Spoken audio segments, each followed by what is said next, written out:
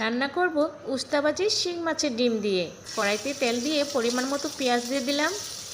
পেঁয়াজটা ভাজা হয়ে গেল, হলুদের গুঁড়া দিয়ে দিলাম, পরিমাণ মতো লবণ দিয়ে দিলাম, 1 চামচের মতো আদা রসুনের পেস্ট দিয়ে দিলাম। এখন সামান্য একটু পানি দিয়ে মশলাটা কষিয়ে নেব। মশলাটা কষানো হয়ে গেল, এখন দিয়ে দিব শিং মাছের ডিমগুলো। শিং মাছের ডিমগুলো দিয়ে একটু কষিয়ে নেব।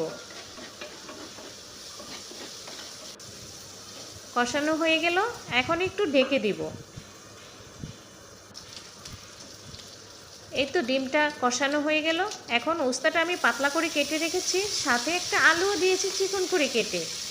এখন এই মশলার মধ্যে ডিমের মধ্যে ভালো করে মিক্স করে নেব।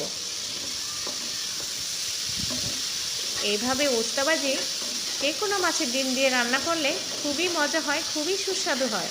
বন্ধুরা, একবার ট্রাই করে দেখবেন এভাবে রান্না উস্তা ভাজি, খুবই ভালো লাগে, খেতেও ভালো লাগবে।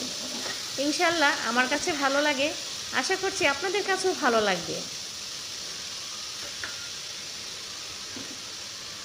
একটু পানি দিয়ে দিলাম। এই যে একটু ভাজা ভাজা হলো, এখন দিয়ে দিব বেশ পরিমাণে কাঁচামরিচ ফালি। একটু ঝাল ঝাল হলে ভালো লাগে খেতে। এই তো প্রায় হয়ে আসছে আমার উস্তা ভাজি রান্না। এই তো হয়ে গেল উস্তা ভাজি শিং মাছের ডিম দিয়ে রান্না। মাশাআল্লাহ, খুব সুন্দর হয়েছে, খেতেও দারুণ।